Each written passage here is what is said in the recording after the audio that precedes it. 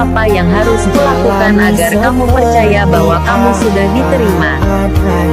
Melissa berpikir dalam hati ketika dirinya melihat Cindy sangat terkejut. Tidak tahu bagaimana terkejutnya dirimu jika kamu tahu kalau suamimu adalah direktur perusahaan bintang. Baik, aku akan segera mengisi formulir perekrutan ini, ujar Cindy dengan semangat. Setelah Cindy selesai mengisi formulir, Melissa berkata, "Nona Chu, selamat bergabung dengan perusahaan bintang. Kamu bisa mulai bekerja besok." "Baik, terima kasih Manajer Sen." Cindy tidak tahu bagaimana menggambarkan perasaannya saat ini. Sepertinya, hubungan Derek dengan direktur rekan seperjuangannya sangatlah akrab. "Sama-sama, Nona Chu. Perusahaan bintang pasti akan semakin kuat karena bisa merekrut orang berbakat sepertimu." Cindy adalah direktur masa depan perusahaan bintang. Tentu saja Melissa harus bersikap sopan padanya. Manajer Sen terlalu memujiku. Aku akan berusaha melakukan pekerjaanku dengan baik. Cindy merasa malu karena dipuji oleh manajer umum perusahaan bintang. "Ya, kamu akan bertanggung jawab atas pengembangan proyek perusahaan bintang kelak dan kamu yang memutuskan mitra kerja samanya. Namun direktur sudah berpesan untuk tidak bekerja sama dengan keluarga Chu. Jika harus bekerja sama dengan keluarga Chu maka kamu harus meminta persetujuan direktur terlebih dahulu," kata Melissa. "Baik." Cindy merasa heran. Kenapa tidak boleh bekerja sama dengan keluarga Chu? Apakah direktur punya masa dengan keluarga Chu? Atau rekan seperjuangan Derek membantu Derek untuk melampiaskan emosinya? Keluarga Chu memang telah memberikan berbagai kesulitan pada Cindy selama 3 tahun ini dan mereka bahkan sudah memecat Cindy kemarin. Dia tidak ingin bekerja sama dengan keluarga Chu. Karena direktur telah mengatakan tidak boleh bekerja sama dengan keluarga Chu maka dirinya tidak perlu peduli dengan keluarga Chu lagi. Sudah tidak ada urusan lain lagi. Sekarang kamu sudah bisa pergi. Datang kerja jam 8 besok pagi, kata Melissa. "Baik, kalau begitu aku pergi dulu. Sampai jumpa." Cindy keluar setelah dia selesai bicara. Vivi dan Ferry semakin sombong ketika melihat Cindy yang keluar dengan bingung. "Aku sudah mengatakan kalau dia akan langsung menolaknya begitu melihat itu keluarga Chu. Tapi kamu bersikeras mempermalukan dirimu sendiri," ujar Ferry. "Derek, aku pikir dirimu benar-benar hebat dalam meramal. Hitunganmu salah kali ini. Kamu bahkan berpikir kami akan memohon kepada kalian. Sadarlah," kata Vivi. Kedua bersaudara itu pergi setelah selesai bicara. Derek mengerutkan keningnya saat melihat Cindy yang terlihat bingung. Apakah Melissa berani melawan perintahnya dan tidak merekrut Cindy? "Cindy, ada apa denganmu? Apakah kamu tidak diterima?" tanya Derek sambil berjalan ke depan. "Aku sudah diterima," Cindy berkata dengan penuh semangat setelah dia tersadar dari lamunannya. "Kamu sudah diterima. Tapi kenapa masih terlihat kecewa?" Derek terlihat tidak berdaya. "Rasanya seperti mimpi. Terasa sangat tidak nyata," kata Cindy. "Karena kamu sudah diterima, mari kita pulang," kata Derek. "Ya, aku sudah bisa bekerja besok," ucap Cindy sambil berjalan. Kadang yang terlihat buruk belum tentu merupakan sebuah kesialan. "Kamu dipecat dari perusahaan keluarga Chu kemarin. Hari ini kamu malah mendapatkan pekerjaan yang lebih baik," kata Derek sambil tersenyum. "Hubunganmu dengan direktur rekan seperjuanganmu lumayan dekat ya?" kata Cindy. "Tentu saja. Teman sehidup semati. Aku pernah menyelamatkannya," ucap Derek. "Kalian sama-sama menjadi tentara. Kenapa dia bisa begitu baik?" Tapi kamu sangat tidak berguna. Tanya Cindy. Petik 2 titik. Derek berkata setelah dia merenung sejenak. Dia berasal dari keluarga kaya dan ada aset triliunan yang sedang menunggu untuk diwariskan kepadanya. Bagaimana aku bisa bersaing dengannya? Pokoknya, aku harap kamu bisa berubah. Aku tidak meminta kamu menjadi orang kaya. Aku hanya berharap kamu bisa menunjukkan sikap seorang prajurit, bertanggung jawab seperti seorang pria dan bekerja dengan baik, kata Cindy. Baik, aku akan mulai bekerja setelah pesta pernikahannya selesai, ujar Derek. Dia akan pergi ke pinggiran barat untuk memimpin ribuan prajurit setelah pesta pernikahannya selesai. Ini adalah pekerjaan membela negara. Baik, sebenarnya aku tidak terlalu peduli dengan pesta pernikahannya. Selenggarakan dengan sederhana saja. Tidak masalah. Selama ini aku sudah seringkali dipermalukan, kata Cindy. Derek merasa bersalah dan tersentuh ketika mendengarnya. Derek merasa bersalah karena kehilangan kekuasaan 3 tahun yang lalu sehingga Cindy harus menderita. Dia juga tersentuh ketika Cindy tidak menuntutnya untuk menyelenggarakan pesta pernikahan megah karena Cindy berpikir dirinya tidak punya uang.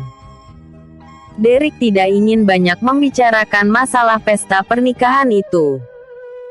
Dia sudah memutuskan untuk memberikan kejutan kepada Cindy pada tanggal 26 nanti untuk menebus semua penderitaan selama 3 tahun ini. Hati Cindy merasa sangat senang karena dirinya berhasil melamar sebagai manajer departemen pengembangan proyek perusahaan bintang.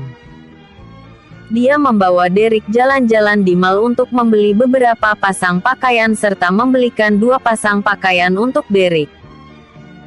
Sebenarnya Leo sudah memberi Derek sebuah kartu naga tertinggi yang bisa dipakai sesukanya. Tapi Derek tidak ingin sembarangan menggunakan kartu itu. Jadi, Cindy yang membayarnya. Pagi tadi Tiffany Wang mengatakan ada reuni sekolah malam ini.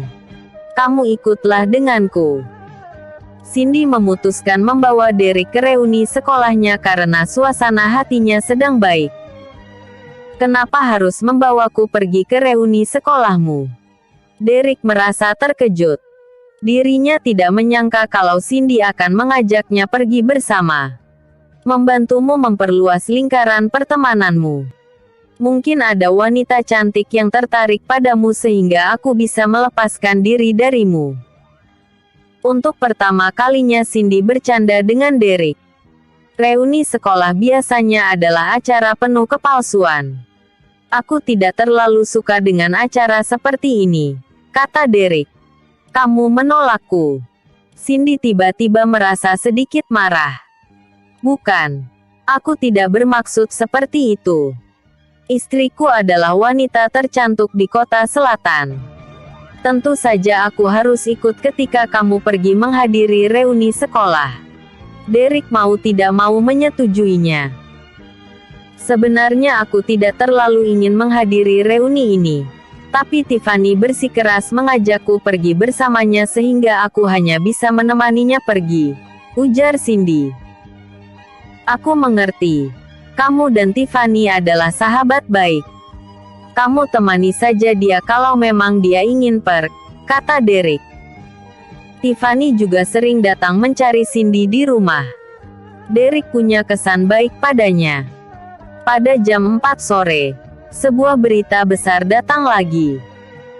Ada orang misterius yang telah membayar deposit senilai 20 miliar untuk menyewa seluruh hotel mulia yang merupakan hotel paling mewah di kota selatan.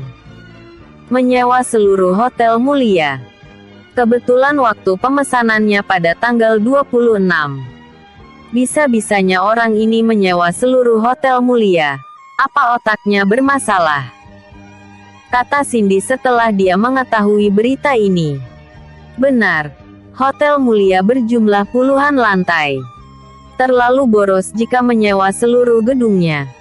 Ini benar-benar gila. Derek juga ikut mengutuknya. Tanpa perlu bertanya, Derek tahu kalau ini pasti merupakan perbuatan dari Leo. Meskipun Leo menyewa seluruh hotel mulia untuk menyelenggarakan pesta pernikahan Derek, tapi tidak seharusnya Leo berlebihan seperti ini. Kebetulan sekali, waktu pemesannya pada tanggal 26. Apa yang akan dilakukan orang yang menyewa seluruh hotel mulia pada tanggal 26? Tanya Cindy. Menurutku, seharusnya untuk acara pernikahan, kata Derek. Cindy merasa sedih ketika dia teringat kalau ulang tahun pernikahannya juga jatuh pada tanggal 26. Dia berkata dengan marah, bajingan mana yang memilih untuk mengadakan pernikahan pada tanggal 26? Apakah dia sengaja menantangku? Derek berkeringat. Bukankah ini artinya Cindy memaki dirinya bajingan? Derek tidak ingin membicarakan hal ini dengan Cindy. Semuanya akan diumumkan pada tanggal 26. Bukan kejutan lagi jika Derek mengatakannya sekarang. Cindy membawa Derek menghadiri acara reuni pada malam hari. Episode sebelumnya. Bab 11. Episode berikutnya. Bab 13.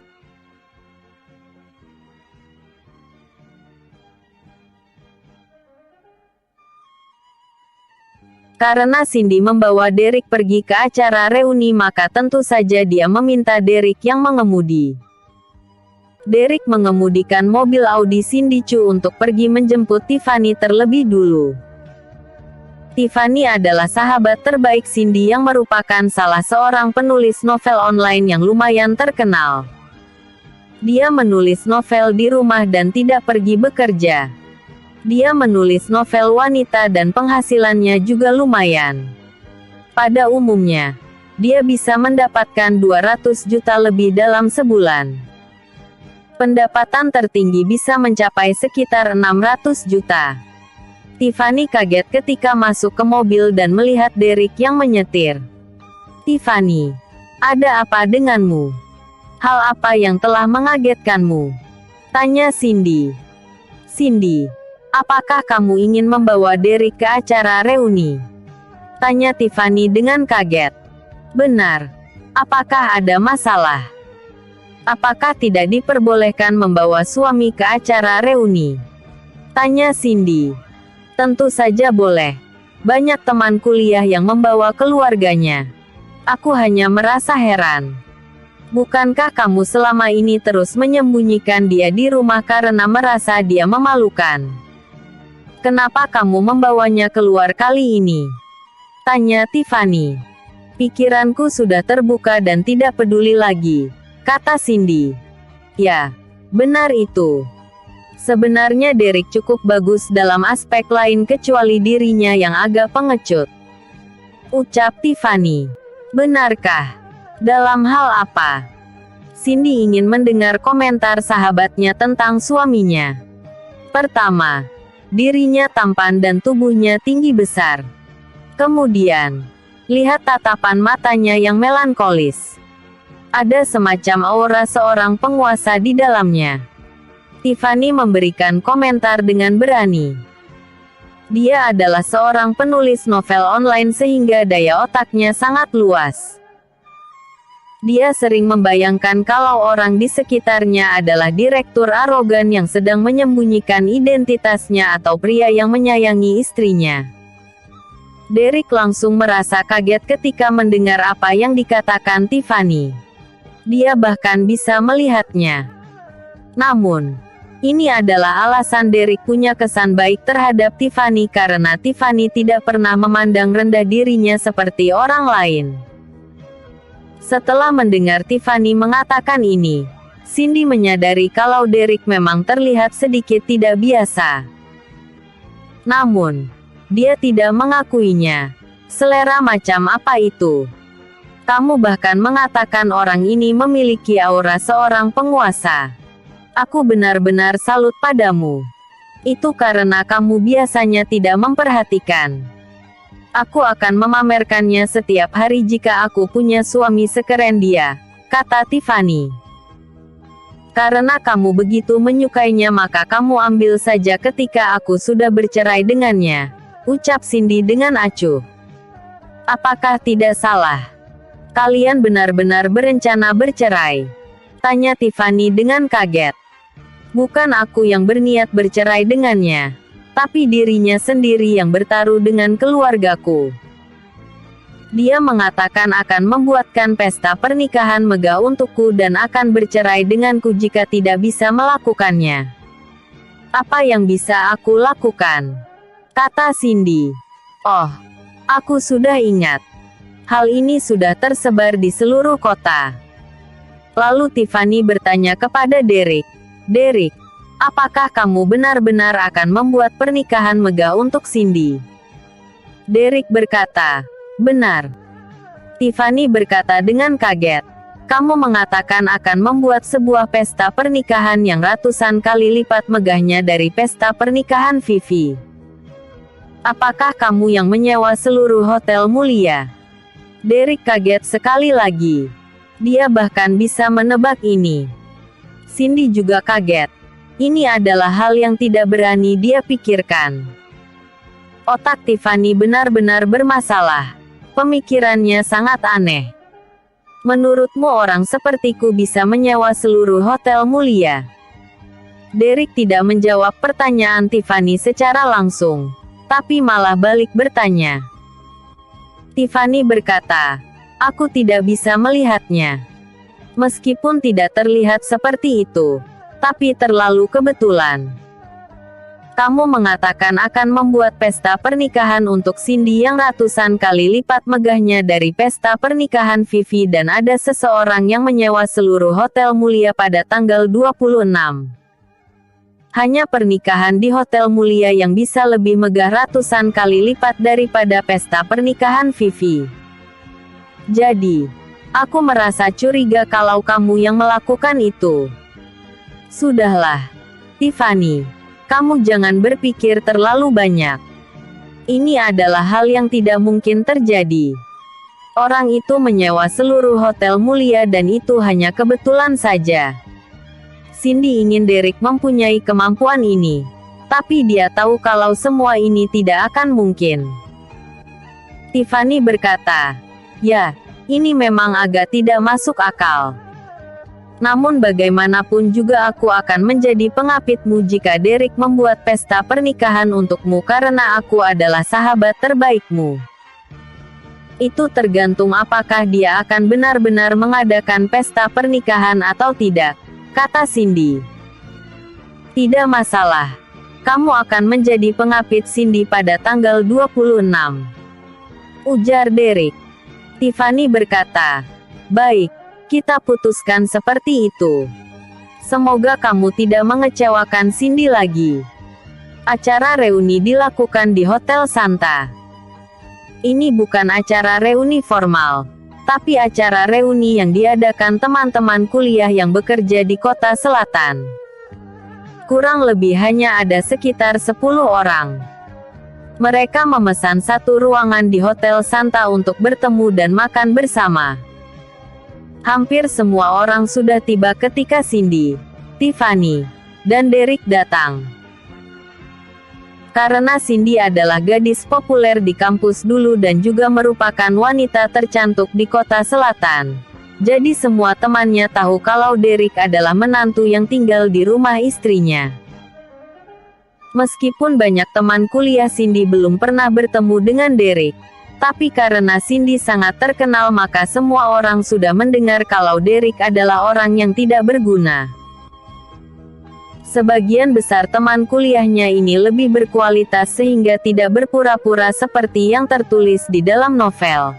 Apalagi menyindir Cindy dan Derek.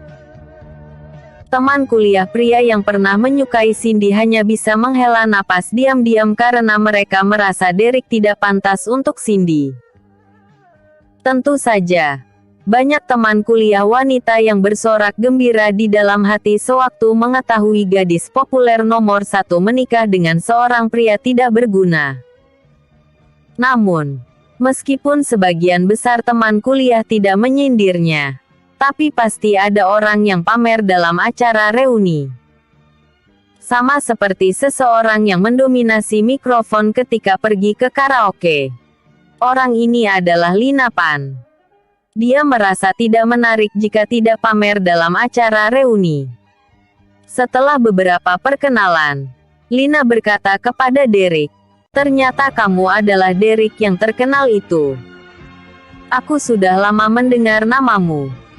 Ternyata semua kabarnya benar setelah aku bertemu denganmu hari ini." Meskipun Lina berkata dengan sangat sopan, tapi semua orang yang ada di sini bisa mendengar suara miringnya. Maksudnya menyinggung Derek yang terkenal tidak berguna. Ekspresi Cindy langsung terlihat buruk ketika mendengar kata-kata Lina. Saat kuliah dulu, ketenaran Cindy selalu menutupi Lina. Tentu saja dia tidak akan melewatkan kesempatan yang begitu bagus ini. Setelah itu, Lina memperkenalkan pria yang duduk di sampingnya. "Ini adalah pacarku, Tony Kai. Dia adalah pemilik klub Alexis." Perkenalan Lina tidak membuat teman-temannya kaget. Mereka hanya mengangguk dengan sopan. Karena teman-teman kuliah ini masing-masing punya prestasi sendiri. Bahkan ada beberapa yang mempunyai perusahaan sendiri. Hanya saja mereka tidak sombong. Bagi mereka, seorang pemilik klub bukan orang yang luar biasa. Semua orang tahu kalau Lina tidak akur dengan Cindy. Dia ingin memamerkan pacarnya untuk mengalahkan Cindy. Jika membandingkan kemampuan maka suami Cindy tidak bisa menandingi pacar Lina. Tapi semua orang tahu kalau Cindy berasal dari keluarga terkenal. Perusahaan Chu lebih besar ribuan kali lipat daripada sebuah klub. Bagaimana dia bisa membandingkannya? Meskipun keluarga Chu adalah keluarga kelas 2, tapi latar belakangnya lebih kuat daripada semua orang yang ada di sini. Lina bahkan tidak tahu diri. Bukankah dia akan mempermalukan dirinya sendiri? Lina merasa sangat marah karena tidak ada reaksi besar sewaktu dirinya memperkenalkan pacarnya. Perasaan gagal pamer seperti ini benar-benar tidak nyaman. Jadi, dia berkata lagi, "Pacarku memiliki ratusan anak buah. Kalian bisa mencariku jika diganggu seseorang kelak." Banyak orang yang berkeringat dingin sewaktu mendengarnya. Orang yang memiliki ratusan anak buah pasti orang yang berada di jalur hitam. Teman-teman mulai melirik ke arah Tony dan melihat dirinya yang tinggi serta agak gemuk dengan rantai emas besar di lehernya. Tato samar-samar terlihat dari balik kerahnya. Terlihat menakutkan meskipun tidak marah. Tidak ada yang menyangka Lina akan bertemu dengan pacar seperti ini. Banyak teman kuliah yang mulai gemetaran. Karena tidak ada yang ingin menyinggung orang seperti ini. Kenapa Lina membawa orang yang berbeda jalur seperti ini ke sini? Beberapa orang bahkan mulai menyesal datang ke acara reuni ini. Namun, mereka tidak berani segera pergi karena mereka sudah datang dan takut menyinggung Tony. Mereka hanya bisa menyanjungnya dengan beberapa kata yang bertentangan dengan hati mereka. Nama besar Direktur Kai sudah lama terdengar dan ternyata benar-benar luar biasa setelah bertemu hari ini. "Lina, pacarmu sangat hebat. Bukan hanya kaya tapi juga punya kekuatan. Jangan lupa untuk lebih memperhatikan kami kelak. Lina, kamu harus membantu kami kalau kami menghadapi masalah kelak." Suasana reuni sekolah terasa aneh karena kedatangan Tony. Lina sangat menikmati perasaan disanjung seperti ini. Sedangkan mata Tony terus menatap Cindy. Cindy bisa merasakan tatapan jahat Tony sehingga dirinya merasa tidak nyaman. Maaf baru update karena kerjaanku sibuk hari-hari ini. Kalau mau baca lebih lanjut, silakan baca di Vizo no slash ya. Saya akan terus update besok ya. Episode sebelumnya. Bab 14. Di mata Tony, Cindy lebih baik puluhan kali lipat dari Lina. Tidak peduli dari bentuk tubuh, wajah maupun auranya. Bahkan Tiffany yang ada di samping Cindy jauh lebih baik dari Lina. Tentu saja Derek bisa melihat tatapan mata jahat Tony. Tony berusaha tersenyum dan berkata, "Semua orang tidak perlu sungkan dan tidak perlu terlalu takut padaku. Aku sebenarnya mudah didekati. Kalian semua bisa datang mencariku ke klub Alexis jika membutuhkan bantuanku kelak. Kalian juga bisa datang ke klub Alexis meskipun tidak ada masalah. Kalian tidak perlu membayarnya. Tidak bisa terburu-buru untuk mendapatkan wanita cantik dan dia tahu dengan teori ini. Jika ingin mendapatkan kesan baik dari Cindy, dirinya harus terlihat sopan dan murah hati terlebih dulu." Direktur Kai benar-benar murah hati. "Kami pasti akan pergi ke klub Alexis jika punya waktu." Semua teman merasa ketakutan sehingga terpaksa berkata seperti itu. Mereka tidak akan pergi ke tempat seperti klub Alexis. Satu persatu teman-teman kuliah mengobrol bersama Cindy setelah menyapa Tony. "Cindy, kita sudah tidak bertemu beberapa tahun. Kamu lebih cantik dari sebelumnya. Cindy, kamu selalu menjadi dewi di dalam hatiku. Hatiku hancur ketika aku mendengar dirimu menikah." Semua ini adalah kata-kata tulus dari teman kuliah pria. Tentu saja Derek tidak keberatan. Istrinya begitu cantik.